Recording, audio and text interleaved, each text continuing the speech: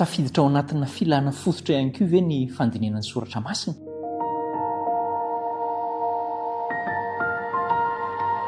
Faly miaraka aminao miarabanao ary mirary soa. Ilay soa irariana eto dia ny ahantakaranao ny fifandraisana amin'Andriamanitra ho ambony indrindra dia tonga ny soa hafa rehetra miaraka amin'izay. Isaorantsika Andriamanitra ao anatin'izany andaorosika hivavaka. Ray tsara indrindra misaotra anao noho ny fitantananao indray. Afaka manokam-potoana izahay hianarana avy aminao, avy amin'ny teninao, ilay teny velona sady mamelona. Koa ampio izay hatakatra azy araka ny fitarian'ny fanahy masina ary ianao mihitsy no hamela ny tsy fahombiazana tamin'ny lasa rehetra. Amin'ny anaran'i Jesosy no angatahana izany. Amen. Mahafaly no tafaraka an'io satria iresaka filana fototra isika. Inona ilay filana fototra dia matetika ambetin-dresaka ao anatina fiarahamonina hoe tokony mba zao kosa ny filana fototra kosa tokony mba hajaina. Fa izao io filana fototra io araka ny teny Jesosy hoe ianareo miary harena izay mety haninona ihany izy mety ho levona. Ianareo mitady hanina izay mety ho lany rehefa avy eo ihany dia mitady foana. Fa Andriamanitra ihany kosa te hampiditra antsika ao anatin'ny fisainantsika mihitsy fa tena filana fototra ka ity fifandraisana aminy ity. Ary izay indrindra no nametrahana fanontaniana tamiko sy taminao hoe tafiditra ao anatin'ny filana fototra ve ny fandinihana ny soratra masina. Inona no tokony ataontsika manoloana an'izay zany? Manasa antsika Andriamanitra hikatsaka ny tavany. Izay ilay filana fototra. Ao amin'ny tantara voalohany toko 4:1-9 dia misy an'izao teny izao ilay hoe mitadiava ny Jehovah sy ny heriny ka tsy ao mandrakariva ny tavany.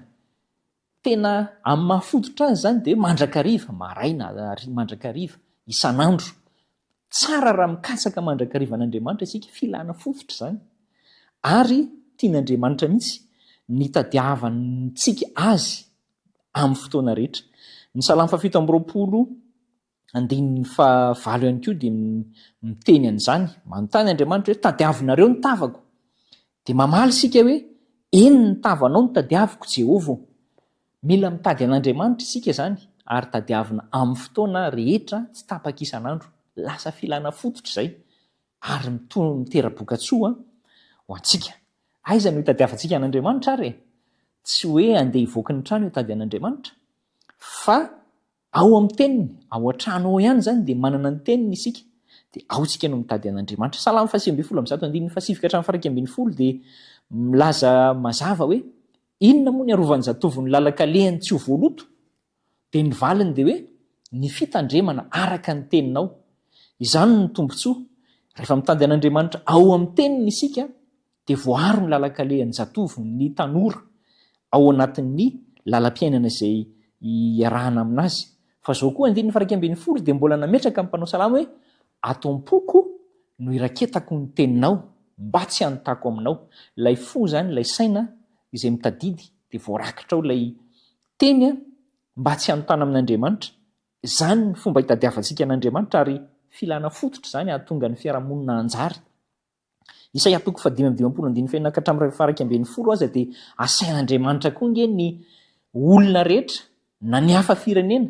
Tamin'izany fotoana zany ny Israely na ny Jiosy dia hoe efa ao anatiny fa hoy Andriamanitra hoe na ny hafa firenena ihany koa izay manatona ny Jehovah ho isan'ny olony zany hoe izay mitady an'Andriamanitra dia men'Andriamanitra n'izany tombontsoa tsara rehetrarehetra zany ho azy ihany koa. Fa tsy hoe ao amin'ny teniny fotsiny no ahitantsika azy fa izao hoe io teniny io koa mila ampitoerina atao anatintsika dia rehefa mitoetra ao io dia mitera-bokatsoa. Jaona 2:1-7 dia voalaza ny soratra masina fa raha maharitra miteniko ianareo ozy izy dia ho mpianatra tokoa. Mila maharitra isika. Aza kivy amin'ireny hoe misy fampahirezana lava ireny fa mila maharitra isika. Na ihany koa hoe fampahirezana fohy kely ohatrany tsy tena fampahirezana koa zany fa mila maharitra isika amin'ny tenin'Andriamanitra, maharitra amin'ny tenin'ny Kristy dia tena mpianatra ary zany mpianatra zany mahazo ny tombontsoa rehetra izay omeny ny mpampianatra azy. Jaona 2:17 dia milaza hoe manadio antsika ny tenin'Andriamanitra ary izay fanadiovana omeny izay tena madio ary tena madio zay sisa ny azo ilazana azy satria Kristy mihitsy no mitarika mitondra n'izay fanadiovan'izay ao anatintsika. Ary rehefa manadio ny teniny, zany hoe mampitoetra ny tenin'Andriamanitra atao anatiko dia lasa manadio anazy zay dia ozy izy Jesosy hoe angatao ary izay tianao fa ataoko inona sisy omeko na inona zao nefa inona ny tena tianao angatana amin'Andriamanitra fa raha ohatry ny mpanompon'Andriamanitra mpanjaka anankiray dia fahendrena ny nangatahany Solomona. Ndreo ianao mety hitrehitra hoe ay angatahako daholo amin'izay zany izay tiako ninona fa izay araka ny sitrapon'Andriamanitra kosa ka mampandroso sy mahasoa anao no angatao fa tsy hoe ny zavatra rehetra satria tsy ny zavatra rehetra no mahasoa sy ny mampandroso fa ny zavatra rehetra natao fantatra ary tsy hoe andramako mihitsy aloha izay vao fantatro fa misy zavatra efa hitantsika amin'ny fiainana dia ny ten'Andriamanitra no mananatra antsika mba handeha amin'ny fahitsiana. Andao sika hampiditra ao anatin'ny fiainantsika mihitsy ny maha lara-pahamenana na filana fototra ny fandiniana ny soratra masina ny fitadiavana an'Andriamanitra hoentintsika mba afaka izany.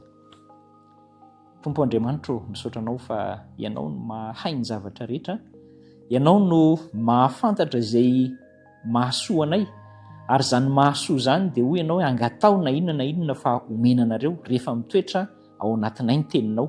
Ahoana no ampitoetra ny teninao atao anatinay dia izahay mamaky sy mandinika sy mandray an-tsoratra ary mantahiry azy ampahirezo izahay mba ho izany tokoa ny lara-pameanay eo amin'ny fiainana ary mba ho filana fototra eo amin'ny fiainanay mihitsy ny fandiniana ny soratra masina. Io ny fanapa-kevitra ny tsirairay avy mba tsy hoe sorona fa ho tanterahana amin'ny anaran'i Jesosy. Amen.